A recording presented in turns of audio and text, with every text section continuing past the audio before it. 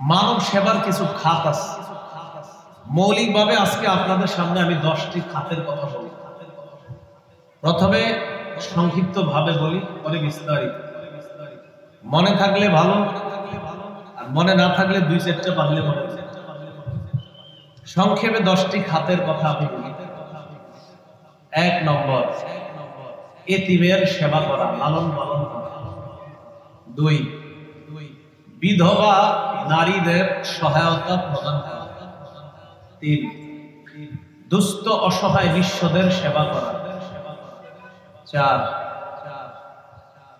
অসুস্থ ব্যক্তির সেবা শুশ্রূষা করা। 5, প্রতিবেশীর প্রতি খেয়াল রাখা। 6, বিপদগ্রস্ত মানুষকে কর্জে হাসানা দেওয়া, খরচ ঋণ দেওয়া। 7, ত্রাণ সামগ্রী বিতরণ করা। 8, শরণার্থীদেরকে নিরাপদ আশ্রয় প্রদান করা। 9, রক্তদানের মাধ্যমে কারো জীবন যদি বেঁচে যায় তাহলে সাথে রক্ত দিয়ে জীবন বাঁচানোর চেষ্টা করা। জীবন তো আল্লাহ বাঁচাবে, বাকি জরিয়া মাধ্যম হওয়ার চেষ্টা করা, যে আমি রক্ত দিব, আল্লাহ চাইলে সে বেঁচে যেতে পারে, এই জন্য রক্ত দেওয়া। 10, সমাজ কল্যাণমূলক বিভিন্ন কাজ কর্ম করা। এটা ব্যক্তিগত ভাবে হতে পারে, সাংগঠনিক ভাবে হতে পারে। এই 10টা খাত আমি আবার বলি। 1 নম্বর, এতিমের লালন পালন। 2, বিধবা নারীকে সহায়তা প্রদান করা। 3, দুস্থ অসহায় দরিদ্রদের সেবা করা। 4, অসুস্থ ব্যক্তির সেবা শুশ্রূষা করা। 5, অভাবী প্রতিবেশীর খোঁজ খবর রাখা। 6, কর্জে হাসানা দেওয়া। 7, ত্রাণ সামগ্রী বিতরণ করা। 8, বিপদগ্রস্ত মানুষগুলা আশ্রয় প্রার্থনা করলে তাদেরকে নিরাপদ আশ্রয়ের ব্যবস্থা করা। 9, রক্ত দেওয়া স্বেচ্ছায়, সুস্থ মানুষ যারা আছে রক্তে সমস্যা না থাকলে তারা রক্ত দেওয়া। 10, সমাজ কল্যাণমূলক ভালো কাজ করা। এটা ব্যক্তিগত ভাবে হতে পারে, সাংগঠনিক ভাবে। এই হলো 10টি খাত বললাম, আরো আছে মৌলিক ভাবে 10টি। 1 নম্বর, এতিমের লালন পালন করা। বন্যায় অলরেডি এমন শিশু পাওয়া গিয়েছে যার মা কোথায়, বাবা কোথায়, আত্মীয় স্বজন কোথায়, হয়তো কারো কারো জানা গিয়েছে, কারো কারো এখনো জানা যায় নাই। এবং বন্যা পরিপূর্ণ শেষ হওয়ার পরে জানা যাবে এরকম আরো কত শিশু পাওয়া যায় বা পাওয়া গিয়েছে বা পাওয়া যাচ্ছে। এরা হলো এতিম। এতিমের লালন পালন করা। সূরা বাকারার 83 নম্বর আয়াতে আল্লাহ তাআলা বলেন, লা তা'বুদুনা ইল্লাল্লাহ ওয়া বিল ওয়ালিদাইনি ইহসানা ওয়া যিল কুরবা ওয়াল ইয়াতামা ওয়াল মাসাকিন। তোমরা আল্লাহ ছাড়া কারো ইবাদত করো না। ওয়া বিল ওয়ালিদাইনি ইহসানা, পিতা মাতার প্রতি সদাচরণ করো। ওয়া যিল কুরবা, নিকট আত্মীয়দের প্রতি সদাচরণ করো। ওয়াল ইয়াতামা, এতিমদের প্রতি সদ্ব্যবহার করো। ওয়াল মাসাকিন, অসহায় দরিদ্রদের প্রতি সদ্ব্যবহার করো। আয়াতে এতিমদের কথা বলা হয়েছে। অসহায়দের যখন সেবা করবেন আপনি 1 নাম্বার দেখবেন খাত এসে যাবে এতিমের খাত। সূরা বাকারার 215 নম্বর আয়াতে আল্লাহ তাআলা বলেন, ইয়াসআলুনাকা মাযা ইউনফিকুন, তারা আপনাকে জিজ্ঞাসা করে তারা কি খরচ করবে, কোন খাতে খরচ করবে। তারা আপনাকে জিজ্ঞাসা করে তারা কি খরচ করবে, কোন খাতে খরচ করবে। এই জায়গায় এই তারা দ্বারা উদ্দেশ্য একদল মানুষ, ওই মানুষদের যিনি নেতৃত্ব দিয়েছিলেন তার নাম আমর ইবনুল জামুহ রাদিয়াল্লাহু তাআলা। সাহাবীর নাম কি? আমর ইবনুল জামুহ। তিনি ওই সাহাবী যে সাহাবী তার একটা পায়ের সমস্যা ছিল। রাসূলুল্লাহ সাল্লাল্লাহু আলাইহি সাল্লামকে বলেছিলেন, ইয়া রাসূলুল্লাহ, আমি যদি জিহাদের ময়দানে গিয়ে শহীদ হই তাহলে কি আমি আমার এই যে ন্যাংরা পা, এই পায়ের পরিবর্তে সুস্থ পা নিয়ে জান্নাতে চলতে পারবো? রাসূলুল্লাহ সাল্লাল্লাহু আলাইহি সাল্লাম বললেন, তুমি যদি জিহাদে যাও আর যদি শহীদ হয়ে যাও, জান্নাতে তুমি সুস্থ পা নিয়ে চলতে পারবে। তিনি চলে গেলেন, তিনি শহীদ হয়ে গেলেন। শহীদ হওয়ার পর রাসূল সাল্লাল্লাহু আলাইহি সাল্লাম যখন তার সামনে দিয়ে অতিক্রম করলেন, করার পর নবী বললেন, কে এটা? সাহাবীরা বললেন, হুজুর আমর ইবনুল জামুহ এবং তার সাথে কয়েকজন সাথী তারা। নবীজি বললেন, হ্যাঁ, আমি দেখতে পাচ্ছি কেমন যেন আমর সুস্থ পা নিয়ে জান্নাতে হাঁটতেছে। জিজ্ঞাসা করলেন, ইয়া রাসূলুল্লাহ, কোন খাতে খরচ করব, কি খরচ করব? আল্লাহ তাআলা জানায় দিলেন, কুল মা আনফাকতুম মিন খায়র ফালিল ওয়ালিদাইন ওয়াল আকরাবিনা ওয়াল ইয়াতামা ওয়াল মাসাকিন ওয়াবনিস সাবিল। তারা আপনাকে জিজ্ঞাসা করে তারা কি খরচ করবে, কোন খাতে খরচ করবে।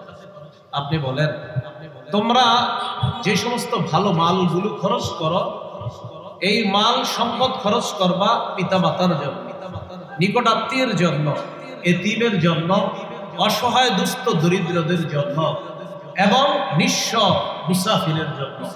একজন মুসাফির সফর করতে এসে টাকা পয়সা শেষ হয়ে গেছে, তাকে তোমরা এই সমস্ত সম্পদগুলো দিবা। এর মধ্যে এতিমের কথাও আল্লাহ তাআলা বলেছেন। একটা গুরুত্বপূর্ণ বিষয় মুসলমান ভাইয়েরা, বন্যা পরবর্তী সময় এমন এতিম পাওয়া যাবে যার বাবার অঢেল সম্পত্তি ছিল, কিন্তু বাবা শেষ, মাও নাই। ঘটনাচক্রে এই এতিম সন্তানটাই এখন ওয়ারিশ। এই এতিমকে কি করবে জানেন? এলাকার কিছু হোমলা চুমলা নেতারা তাকে টার্গেট করবে, যে ওরে কেন্দ্র করে কিছু সম্পদ হাতিয়ে নিতে হবে। এই জন্য এলাকাবাসী যারা হবে, এলাকাবাসীর যারা দায়িত্বশীল ব্যক্তি, তারা সতর্ক অবস্থানে থাকতে হবে, এতিমের সম্পদ যেন অন্যায়ভাবে কোনো নেতা খেতারা না দেয়। মাথায় রাখতে হবে। সূরা নিসার 10 নম্বর আয়াতে আল্লাহ তাআলা বলেন, ইন্নাল্লাযীনা ইয়াকুলুনা আমওয়ালাল ইয়াতামা যুলমা ইন্নামা ইয়াকুলুনা ফী বুতুনিহিম নারা ওয়া সায়াসলাউনা সাঈরা। যারা অন্যায়ভাবে এতিমের সম্পদ ভক্ষণ করে, আমার সাথে সবাই বলেন, যারা অন্যায়ভাবে এতিমের সম্পদ ভক্ষণ করে, তারা তাদের পেটে আগুন খায়, আগুন ঢুকায়। তাহলে আমি এক অংশ, বাকি অংশ আপনারা বলবেন। যারা এতিমের সম্পদ ভক্ষণ করে তারা পেটে কি ঢুকায়? আগুন। আল্লাহ তাআলা বলেন, ইন্নামা ইয়াকুলুনা ফী বুতুনিহিম নারা, তারা পেটে আগুন খায়, ওয়া সায়াসলাউনা সাঈরা, অচিরেই সত্তর তারা প্রজ্বলিত আগুনে, প্রজ্বলিত জাহান্নামে প্রবেশ করবে। এতিমের ভক্ষণকারী যারা, এতিমের সম্পদ ভক্ষণকারীরা সত্তর জাহান্নামে প্রবেশ করবে। নাউযুবিল্লাহ। সহিহ বুখারীর বর্ণনা 5304 নম্বর হাদিস। এই হাদিসের মধ্যে আছে, قال رسول الله صلى الله عليه وسلم أنا وكافل اليتيم في الجنة هكذا وأشار بالسبابة والوسطى وفرج بينهما। আমার আঙ্গুলের দিকে তাকান।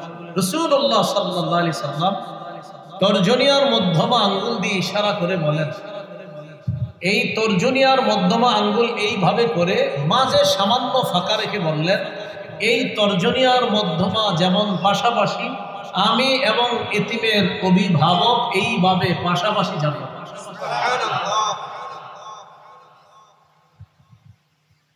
মুসনাদে আহমদের হাদিস 1905 নম্বর হাদিস, 1905।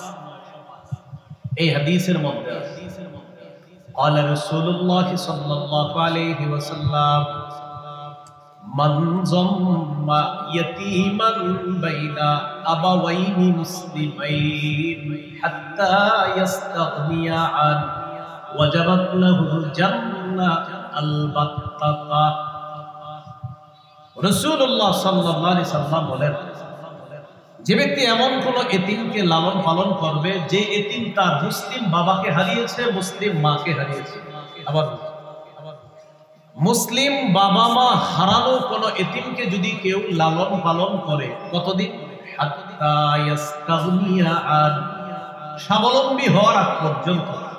সে নিজে চলাচল করতে পারে, সে নিজে স্বাবলম্বী হয়েছে, এখন সে বুঝতেছে, চলতে পারে, জানতে পারে, এমন পর্যায়ে পৌঁছার আগ পর্যন্ত যে এতিমের লালন পালন করবে তার জন্য অবধারিতভাবে জান্নাত ওয়াজিব। ওয়াজাবাত লাহুল জান্নাহ আল বাত্তাতা, তার জন্য অবধারিতভাবে জান্নাত ওয়াজিব।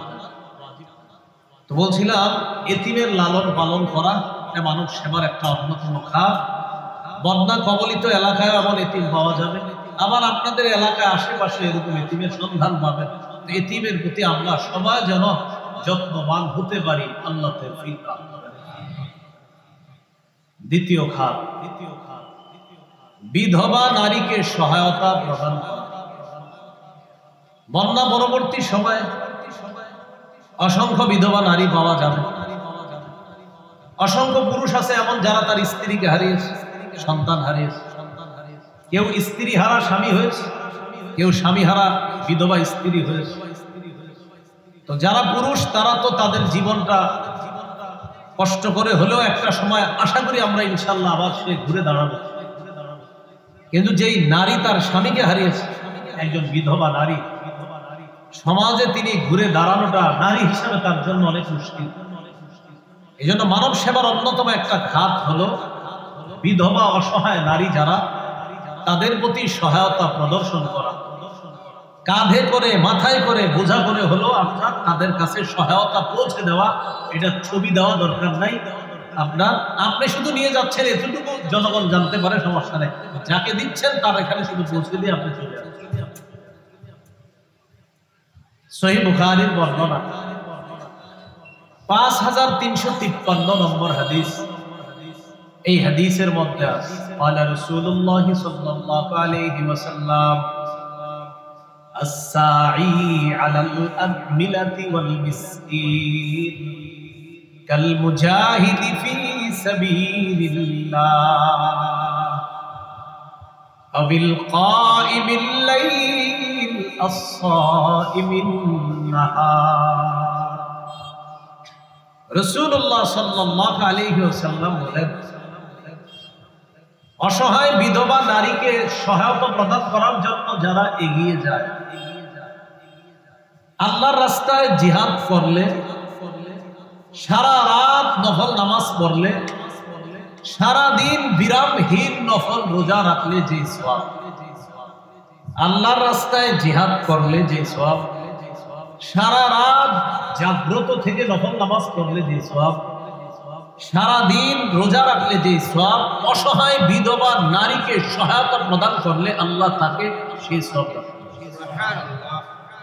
তাহলে মুজাহিদের সওয়াব পাবে, সারা রাত নফল নামাজের সওয়াব পাবে, সারা দিন নফল রোজা রাখার সওয়াব।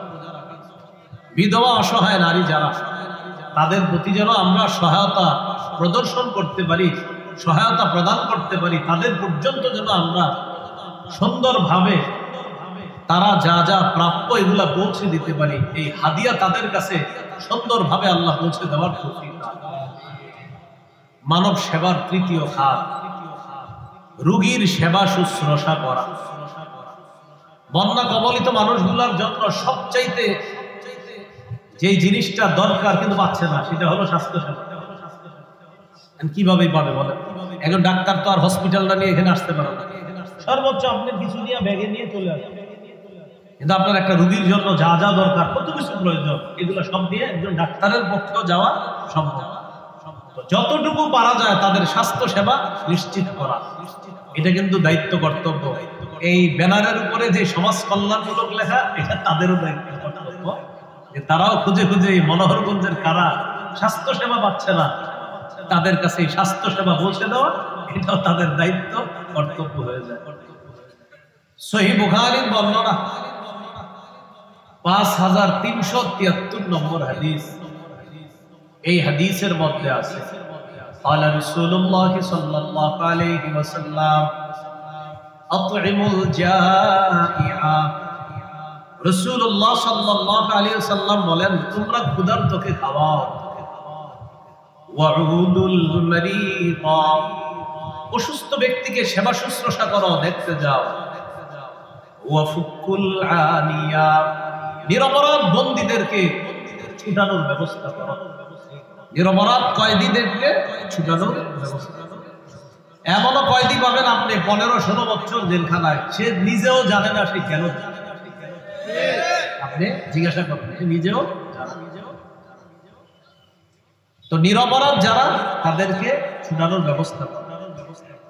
প্রিয় এলাকাবাসী, আপনাদের প্রতি আমার একটা আবদার থাকবে, বাস্তবিক অর্থে যারা নিরপরাধ, তিনি যেই দলেরই হোক, তাকে এলাকাবাসী মিলেমিশে সেভ করার চেষ্টা করে। বাস্তবিকই যদি উনি নিরপরাধ, আর বাস্তবিক অপরাধী যারা, তারা যেন তাদের অপরাধের শাস্তি হওয়ার পর তারা পবিত্র হতে পারে, এটার জন্য চেষ্টা করে। মূল কথা, অপরাধী যেন তার অপরাধের শাস্তি পাওয়ার পর পবিত্র হয়, আর নিরপরাধ কোনো মানুষ যেন অযথা হয়রানির শিকার হয়। তাহলে নিরপরাধরা অযথা হয়রানির শিকার যেন না হয়, এই বিষয়গুলো খেয়াল। তো রাসূলুল্লাহ সাল্লাল্লাহু আলাইহি সাল্লাম 3টি হুকুম করলেন। 1 নাম্বার, ক্ষুধার্ত যারা, তাদেরকে খাওয়াও। 2 নাম্বার, অসুস্থ ব্যক্তি, তাদের সেবা শুশ্রূষা করো।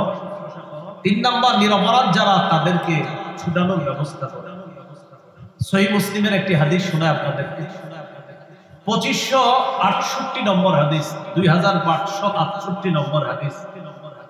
এই হাদিসের মধ্যে আছে, قال رسول الله صلى الله عليه وسلم من عاد مريضا لم يزل في غرفة الجنة حتى يرجع।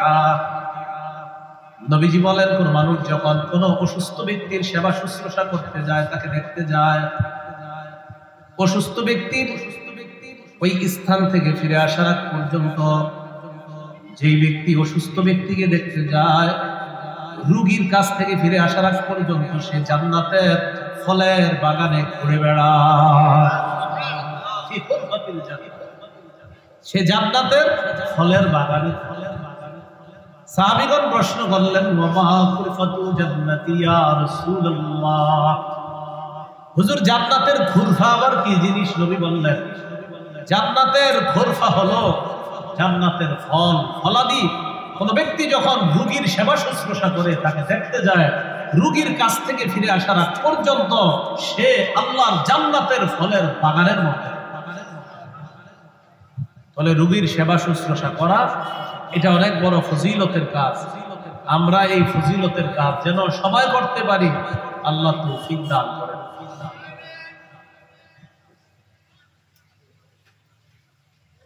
রাসূলুল্লাহ সাল্লাল্লাহু আলাইহি ওয়াসাল্লামের আরেকটি হাদিস আমরা শুনি। নবীজি সাল্লাল্লাহু আলাইহি ওয়াসাল্লাম বলেন, কিয়ামতের ময়দানে আল্লাহ তাআলা বলবেন, কোথায় ভাই? কিয়ামতের ময়দানে আল্লাহ তাআলা ঘোষণা করবেন, ইয়া ইবনা আদম, এ আদম সন্তান,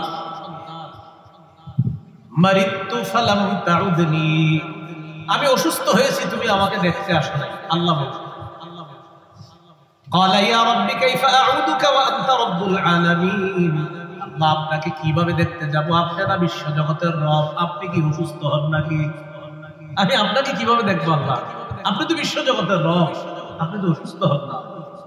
আল্লাহ তাআলা বলবেন, আমা আলিমতা আন্না আবদি ফুলানা বিমারিদা, তুমি কি জানো না আমার উম্মত বান্দা অসুস্থ হয়েছে? ফালাম তাউদ, তুমি তাকে দেখতে যাও নাই। আমা আলিমতা আন্নাকা লাউ রুত্তাহু, তুমি যদি আমার ওই বান্দাকে দেখতে যাইতা, লা ওয়াজাদতানি ইনদাহু, আমার ওই অসুস্থ বান্দার কাছে আমি আল্লাহকে খুঁজে পেয়ে যাইতাম। আমি অসুস্থ হয়েছি, তুমি দেখতে আসো নাই।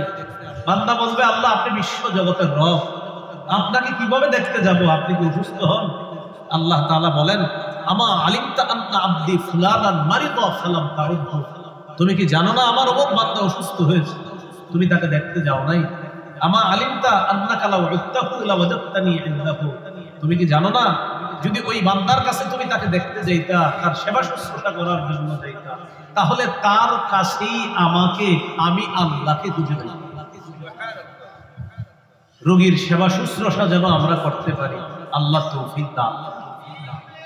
এই গেল মানব সেবার ৩ নম্বর খাত।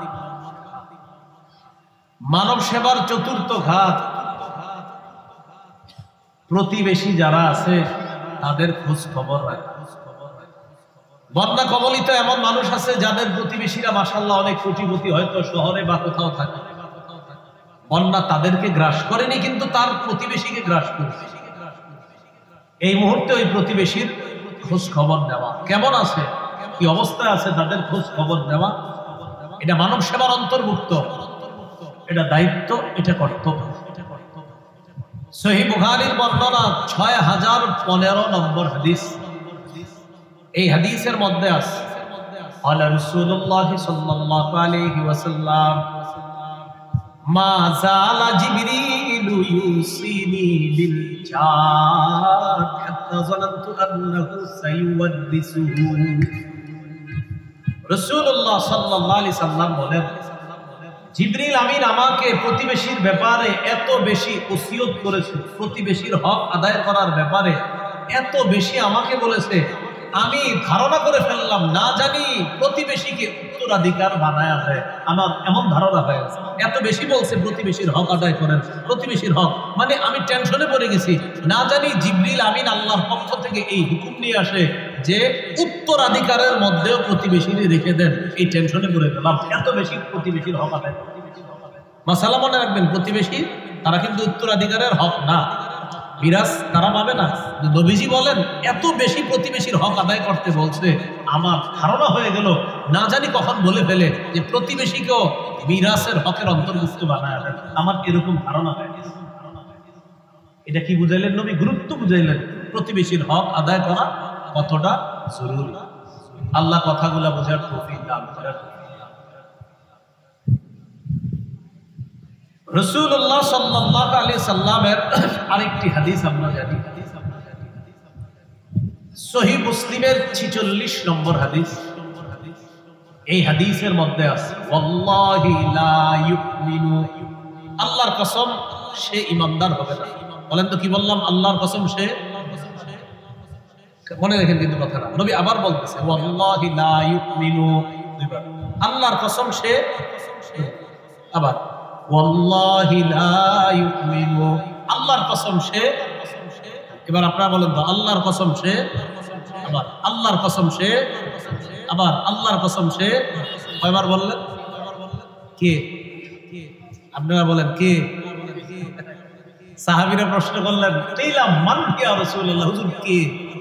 যে বললেন না সে, সাহাবীরা বললেন হুজুর কে? আপনি যে বললেন সে ইমানদার না, সে ইমানদার না, আল্লাহর কসম সে ইমানদার না। আমার আপনার যেমন প্রশ্ন আসছে হুজুর সেটা কে? সাহাবীরা নবীজির বললেন কিলাম মান ইয়া রাসূলুল্লাহ, হুজুর এই সে কে? তখন রাসূলুল্লাহ সাল্লাল্লাহু আলাইহি সাল্লাম বললেন আল্লাযী লা ইয়ামানু জারুহু বাওয়াইতা, যার প্রতিবেশী তার অনিষ্টতা থেকে নিরাপদ না, যার প্রতিবেশী তার অনিষ্টতা থেকে, আমার প্রতিবেশী আমার অনিষ্টতা থেকে নিরাপদ যদি না হয়, আমার প্রতিবেশী আমার অনিষ্টতা থেকে যদি নিরাপদ না হয়, নবীজি বলেন আল্লাহর কসম সে ঈমানদার না, আল্লাহর কসম সে ঈমানদার না, আল্লাহর কসম সে ঈমানদার না। পাশাপাশি দুই ঘর, রাতের বেলা এক চালের উপরে নারিকেল পড়ছে, হয় এটা নিয়ে সকালে ঝগড়া শুরু, এসা পর্যন্ত। আশ্চর্য কথা, আপনার গাছের বড়ই পাশের ঘরের এক বাচ্চা হাতে দিচ্ছে, হ্যাঁ আমার বড়ই তোমার ছেলে ধরলো কেন? প্রথমে শুরু করছে দুই ঘরের মহিলা, সেই ঝগড়া পুরুষদের কাছে গেছে, সেই ঝগড়া রাত এসার সময় গিয়ে চলতেছে সারাদিন। ঘটনা কি? বড়ই নিয়ে শুরু। রাসূলুল্লাহ সাল্লাল্লাহু আলাইহি সাল্লাম বললেন প্রতিবেশীর অনিষ্টতা থেকে যদি আরেকজন প্রতিবেশী নিরাপদ না থাকে, আল্লাহর কসম সে ঈমানদার না, সে ঈমানদার না, সে ঈমানদার না। আল্লাহ আমাদের সকলকে প্রতিবেশীর হক এই মানব সেবাটা উত্তমভাবে আদায় করার তৌফিক দান করুন। আরেকটা হাদিস শুনুন। রাসূলুল্লাহ সাল্লাল্লাহু আলাইহি ওয়াসাল্লাম বলেন, এটা হাদিসের কিতাব আছে নামাজ সিলসিলাতুস সহিহা, এই কিতাবের 149 নম্বর হাদিস। এই হাদিসে 149 এবং 146 এর মধ্যে আছে। قال رسول الله صلى الله عليه وسلم ليس المؤمن الذي يشبع وجاره جائع إلى جنبه। রাসূলুল্লাহ সাল্লাল্লাহু আলাইহি ওয়াসাল্লাম বলেন, ওই ব্যক্তি ইমানদার না যে ব্যক্তি পরিতৃপ্ত হয়, পেট ভরে খায়। ওই ব্যক্তি ইমানদার না যে পেট ভরে খায়, উদর ভর্তি করে খায়, অথচ তার পাশের প্রতিবেশী ক্ষুধার্ত। নবী বলেন সে ইমানদার না। উদর ভর্তি করে খায়, তার প্রতিবেশী ক্ষুধার্ত, সে ইমানদার না। আল্লাহ আমাদেরকে প্রতিবেশীর হক আদায় করার তৌফিক দান করুন। মানব সেবার পঞ্চম খাত। পাঁচটা চলে গেল না? পাঁচটা গেছে। তাহলে ষষ্ঠ খাত। মানব সেবার ষষ্ঠ খাত হলো ফরজে হাসানা দেওয়া। কি দেওয়া? ফরজে হাসানা। কি পাঁচটা গেল না? চারটা গেল? পাঁচটা গেছে। পাঁচটাই মনে আছে। আচ্ছা, এক নম্বরতে আলোচনা করে নিতে পারবো। এক নম্বর এতিম, লালন পালন। দুই নম্বর বিধবা, অসহায়দের প্রতি সেবা প্রদান। তিন নম্বর দুস্থদের সেবা করেন। দুইটা আলোচনা করি, ঠিক আছে? চারটা গেছে। তিন নম্বরে আসছে হলো আপনার রোগীর সেবা করা, বলে ফেলছি। আর চার নম্বরে বলছি হলো আপনার প্রতিবেশীর হক আদায় করা। মাশাআল্লাহ, চারটাই গেছে। ওইটা বাকি আছে, দুস্থ অসহায়দের সেবা করা। এটা এখন বলি কি বুঝলাম না, আপনারা শ্রোতা না, আমার ছাত্ররা তো মনে রাখে, আপনারা মনে রাখেন, মাঝে মাঝে মনে করে। সামনে থেকে একটু মনে রাখবে, ঠিক আছে? ইনশাআল্লাহ খাতা কলম নিয়ে উনি লিখতেছে, সবাই উনি আমার দিকে দিকে বলতেছে। মাশাআল্লাহ, আপনার বিষয়টা ভালো লাগছে, আল্লাহ আপনার বরকত দান। একটা বাকি আছে, সেটা হলো অসহায় দুস্থদের সেবা সহযোগিতা। আলহামদুলিল্লাহ, এটা তো চলতেছে। উলামায়ে কেরাম স্বতঃস্ফূর্তভাবে সেবা প্রদান করছে। এই ব্যাপারে কিছু দলিল নেই। আমরা সূরা বালাদের 14 থেকে 16 নম্বর আয়াত, সূরা বালাদটা 30 নম্বর পারা একটা সূরা। আল্লাহ তাআলা নবীজিকে জানায় দেয়, হাবিব আপনি আপনার উম্মতকে জানায় দেন, জান্নাতের ঘাটি যদি তারা অতিক্রম করতে চায়, জান্নাতের ঘাটি, তো তাদেরকে কিছু আমল আছে, এর মধ্যে কিছু আমল জানায় দেন যে জান্নাতের ঘাটি অতিক্রম করার অন্যতম কিছু খাত আছে। সেটা কি? আল্লাহ তাআলা বলেন, আও ইতআমুন ফি ইয়াউমিন যী মাসগাবা ইয়াতীমান যা মাকরাবা আও মিসকিনান যা মাতরাবা। ক্ষুধার দিনে ইতআম খাওয়ানো, ক্ষুধার দিনে খাওয়ানো। ইয়াতীমান যা মাতরাবা, ইতিমকে খাওয়ানো, নিকট আত্মীয়কে খাওয়ানো। আও মিসকিনান যা মাতরাবা, ভুলুণ্ঠিত অভাবগ্রস্তকে খাওয়ানো মানে জান্নাতের ঘাটি অতিক্রম। ক্ষুধার দিনে খাওয়ানো, বলেন এখন ক্ষুধার দিন চলতেছে, আহারে তাদের ক্ষুধার্ত অবস্থা চলতেছে, এই ক্ষুধার দিনে খাওয়ানো, এতিমকে খাওয়ানো, অসহায়কে খাওয়ানো, ভুলুণ্ঠিত অভাবগ্রস্তকে খাওয়ানো মানে হলো জান্নাতের ঘাটি অতিক্রম। সূরা মুদ্দাসসিরের 42 থেকে 44 নম্বর আয়াতে আল্লাহ তাআলা বলেন, জান্নাতীরা জাহান্নামীদেরকে বলবে, মা সালাকাকুম ফি সাকার, আচ্ছা তোমাদেরকে কোন জিনিস সাকর নামক জাহান্নামে প্রবেশ করালো? তারা জবাব দিবে, ক্বালু লাম নাকু মিনাল মুসাল্লিন, আমরা নামাজ পড়তাম না, এইজন্য আজকে এই জাহান্নামে আছি। নাউজুবিল্লাহ। ওয়ালাম নাকু নুতঈমুল মিসকিন, আমরা অসহায়দেরকে খাওয়াইতাম না, দুস্থ নিঃস্ব যারা তাদের খাবারের ব্যবস্থা করতাম না, তাই আজকে আমাদের এখানে অবস্থা। প্রিয় ভাইরা, দুস্থ অসহায় যারা, তাদের যতদিন পর্যন্ত এরকম অবস্থা চলতে থাকবে ইনশাআল্লাহ ততদিন আমরা সহযোগিতার হাত অব্যাহত রাখবো ইনশাআল্লাহ। তাহলে জান্নাতের ঘাটি অতিক্রম করা আর জাহান্নাম থেকে মুক্তি পাওয়ার একটা অন্যতম কারণ হলো আপনার অসহায়দেরকে খাওয়ানো। আবার জাহান্নামে যাওয়ার কারণ অসহায়দেরকে না খাওয়ানো, তাদের প্রতি খেয়াল না রাখা। আল্লাহ হেফাজত করবেন।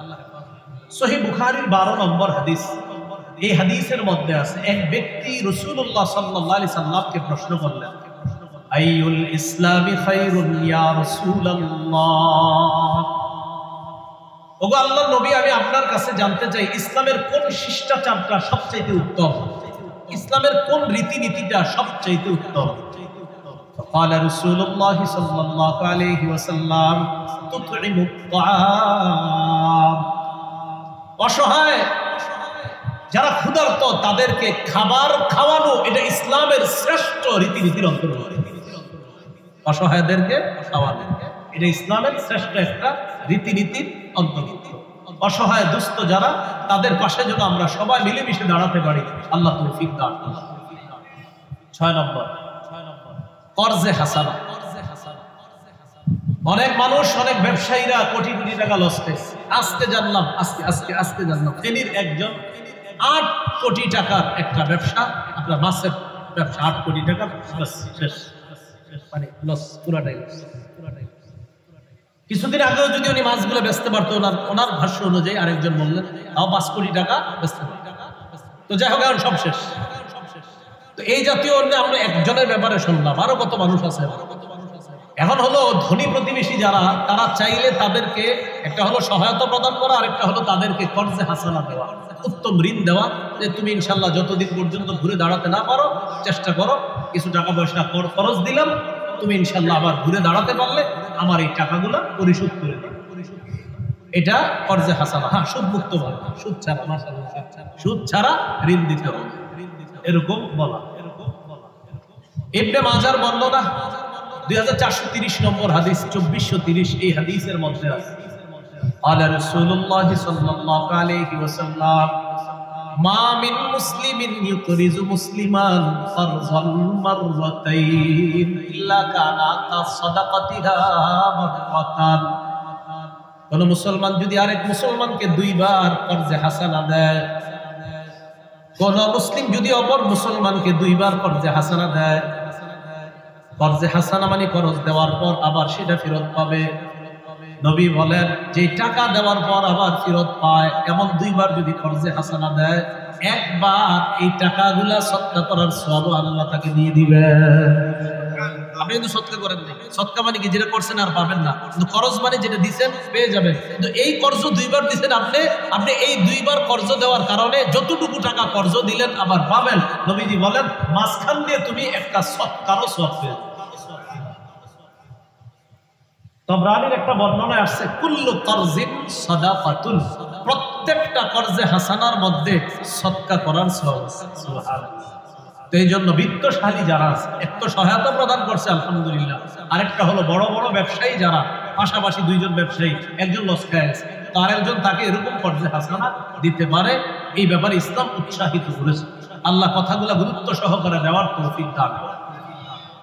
7 নম্বর হাত, ত্রাণ বিতরণ করা, এটা চলতেছে। ত্রাণ শব্দটা আপনারা যখন বিতরণ করবেন তখন আপনারা বলবেন আমরা তাদের কাছে হাদিয়া পৌঁছে দিই, আর যাদেরকে দিচ্ছি তাদের ছবি তোলা অতটা দরকার নাই। এখন অনেক সময় এমনও মানুষ থাকে ওখানে, যিনি আসলে কিছুদিন আগে কোটিপতি ছিল, লাখপতি ছিল, এই বেচারাও আপনার কাছ থেকে আজকে পরিস্থিতির শিকার এই জিনিসগুলো গ্রহণ করতেছে। তো উনি না লজ্জা পায় যখন ওনার ছবিটা আপনি তোলেন, এই জন্য ওনার ছবিটা তোলার প্রয়োজন নেই। ওলামা হযরতরা আছেন, কি বলেন এই ব্যাপারে একমত কিনা? ওনার ছবিটা দেখেন, তোলা দরকার নেই। উনি এমন একজন মানুষ, উনি আসলে ছিল একজন আত্মমর্যাদাবোধ সম্পন্ন ব্যক্তি ছিলেন, কখনো হাত পাতার মতো মানুষ ছিলেন না। তো যাই হোক, এই পরিস্থিতি হয়ে গিয়েছে, এই জন্য আমরা ওখানে গিয়ে, ঠিক আছে যে অমুক এলাকায় আছি আমরা ত্রাণ দিতেছি, এতটুকু ঠিক আছে। কিন্তু এমন এমন কিছু মানুষ আছে যাদের ছবিটা যখন আপনি তোলেন, তারা লজ্জায় দেখা যায় অন্যদিকে তাকিয়ে থাকে, নিচের দিকে। এই কাজগুলা থেকে একটু সতর্কতা অবলম্বন করা। আল্লাহ আমাদেরকে কথাগুলা আকল দিয়ে বুঝার তৌফিক দান করেন।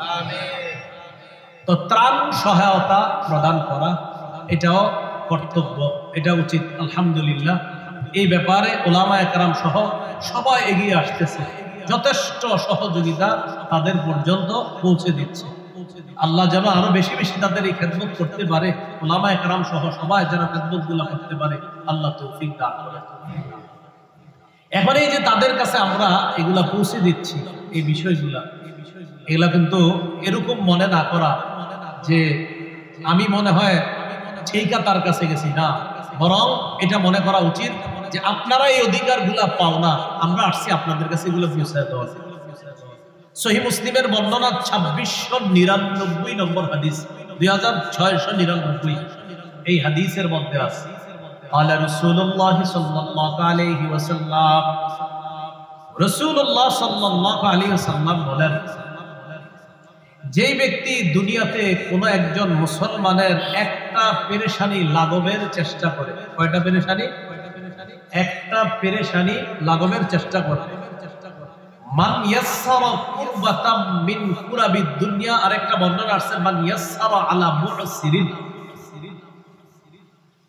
কোন মুসলমান যদি আরেক মুসলমানের একটা পেরেশানি, দুনিয়াবি পেরেশানি দূর করে, একটা দুনিয়াবি পেরেশানি দূর করে, আল্লাহ তাআলা কিয়ামতের ময়দানে তার কঠিন একটা পেরেশানি থেকে আল্লাহ তাকে হেফাজত করবে। আবু দাউদের বর্ণনা আসছে 4946 নম্বর হাদিসে আছে, মান ইয়াসসারা আলা মুহসিরিন ইয়াসসারাহুল্লাহু আলাইহি। কোন অভাবগ্রস্ত ব্যক্তির যদি কেউ সহায়তা প্রদান করে, কঠিন বিপদে আছে এমন কোন মুসলমানের কেউ সহায়তা প্রদান করে, আল্লাহ তাআলাও তাকে কঠিন বিপদের সময় আল্লাহ তার অনেক বিষয়কে সহজ করে দেয়। এই জন্য ত্রাণ ইত্যাদি এগুলো দেওয়া, কঠিন বিপদগ্রস্ত মানুষের কাছে পৌঁছে দেওয়া, আশা করা কিয়ামতের ময়দানে কঠিন বিপদ থেকে আল্লাহ আমাকে হেফাজত। এইগুলো ত্রাণ সামগ্রী 7 নাম্বার। 8 নাম্বার শরণার্থীদেরকে আশ্রয় দেওয়া। এটা মাশাআল্লাহ মাদ্রাসাগুলা, মসজিদগুলা সবচেয়ে বড় ভূমিকা রাখছে। মাদ্রাসা আলহামদুলিল্লাহ, বড় বড় মাদ্রাসাগুলাতে আপনি গিয়ে দেখেন এখন হিন্দুরা আছে, মুসলমানরা আছে, মসজিদেও হিন্দুদেরকে মুসলমানরা আশ্রয় দিচ্ছে। সারা দুনিয়াবাসীকে এটা বলে দেওয়া যে ইসলাম একমাত্র ধর্ম যা সমস্ত ধর্মের মানুষের নিরাপত্তা নিশ্চিত। কোন ধর্ম? বুঝা ঠিক না না বুঝা? এটা আসলেই ঠিক, বলেন আসলেই ঠিক। ইসলাম একমাত্র ধর্ম যেটা সারা পৃথিবীর সব ধর্ম বর্ণ সবার জাতি নির্বিশেষ সবার নিরাপত্তা নিশ্চিত করে। এটার নাম কি? ইসলাম। এই জন্য কোন দেশের রাষ্ট্র ধর্ম যদি ইসলাম হয়ে যায়, এর মানে সকল ধর্মের মানুষগুলা নিরাপত্তার চাদরে চলে আসবেই ইনশাআল্লাহ।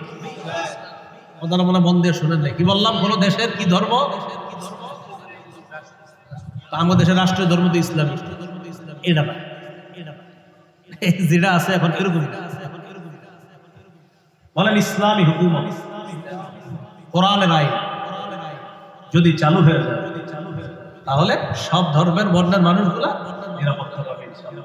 যে আল্লাহর কাছে দোয়া করবো, আল্লাহ আমরা সবাই যেন নিরাপদে থাকতে পারি। এই জন্য আল্লাহ আপনি রাসূল সাল্লাল্লাহু আলাইহি সাল্লামের সেই শাসন ব্যবস্থা আমাদের দেশে কাজ পুরাটা বাংলা একসাথে মিলে আল্লাহ আমরা সবাই যেন শান্তিতে থাকতে পারি।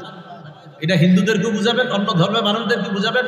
রাসূলুল্লাহ সাল্লাল্লাহু আলাইহি সাল্লামের আদর্শ যখন দেশে বাস্তবায়ন হয়ে যাবে, তোমরাও নিরাপদ থাকবা, আমরাও নিরাপদ। আবু দাউদের বর্ণনা 4941 নম্বর হাদিস। এই হাদিসের মধ্যে আছে, বলছিলাম শরণার্থী যারা তাদেরকে নিরাপত্তা দেওয়া, নিশ্চিত করা, তাদের প্রতি দয়া প্রদর্শন করা। আলা রাসূলুল্লাহ সাল্লাল্লাহু আলাইহি ওয়াসাল্লাম ইরহামু মান ফিল আরদ ইয়ারহামকুম মান ফিস সামা। দুনিয়াবাসীর প্রতি তোমরা দয়া করো, আসমান ওয়ালা তোমাদের প্রতি দয়া করো। সহিহ বুখারীর বর্ণনা 7273 নম্বর হাদিস, 7273 7273 এই হাদিসের মধ্যে আছে। আলা রাসূলুল্লাহ সাল্লাল্লাহু আলাইহি ওয়াসাল্লাম লা ইয়ারহামুল্লাহ মান লা ইয়ারহামুন নাস। যারা মানুষের প্রতি দয়া করে না তাদেরকে আল্লাহ দয়া করে না, যারা মানুষের প্রতি দয়া করে না তাদেরকে আল্লাহ দয়া করে না। তাই এই মুহূর্তে যারা বিপদগ্রস্ত তাদেরকে আশ্রয় দেওয়া আমার আপনার আমাদের সকলের দায়িত্ব, কর্তব্য। আল্লাহ এই কর্তব্যগুলো পালন করার তৌফিক দান করুন। 9 নম্বর খাত, 9 নম্বর রক্তদান। রক্তের প্রয়োজনে হতে পারে, উলামায়ে কেরাম মুফতিয়ানে কেরামের ফতোয়া হলো প্রয়োজনে রক্ত দেওয়া জায়েজ আছে। যদি অন্য অঙ্গ প্রত্যঙ্গ দেওয়া, এটার ব্যাপারে আবার কঠিন মাসালা, অন্য অঙ্গ প্রত্যঙ্গ চাইলে দিতে পারবে না। রক্তের ক্ষেত্রে উলামায়ে কেরাম বলছেন এটা দেওয়া যেতে পারে প্রয়োজনে, রক্ত দেওয়া এটা জায়েজ আছে। কারণ একটা মানুষের জীবন যদি আপনার কারণে বেঁচে যায়, সারা দুনিয়ার মানুষকে বাঁচানোর সওয়াব পাবে। সূরা মাইদার 32 নম্বর আয়াতে আল্লাহ তাআলা বলেন, মান আহইয়াহা ফাকান্নামা আহইয়াত নাসা জামিআ। কেউ যদি একটা মানুষের জীবন বাঁচায়, সে কেমন যেন সারা পৃথিবীর মানুষের জীবন। এইগুলো 9 নম্বর খাত। 10 নম্বর, সমাজ কল্যাণমূলক সেবা দান করা। এটা ওই যে বললাম কোরআন সুন্নাহ, এই যে সমাজ কল্যাণমূলক, তো এদেরকে সেবা দান করা। এই সমাজ কল্যাণমূলক কাজটা আবার বলছি ব্যক্তিগতভাবে হতে পারে, সাংগঠনিকভাবে হতে পারে। তবে এই পজিশনে সাংগঠনিকভাবে করাটাই উত্তম। বর্তমান যে পরিস্থিতি, এই পরিস্থিতিতে সমাজ কল্যাণমূলক কাজগুলা কিভাবে করা উত্তম ভাই? সাংগঠনিকভাবে। সাংগঠনিকভাবে করলে এটা একটা জোর থাকে, এটা একটা বল থাকে। এই জন্য সাংগঠনিকভাবে আমরা এই কাজগুলা করবো বলি ইনশাআল্লাহ।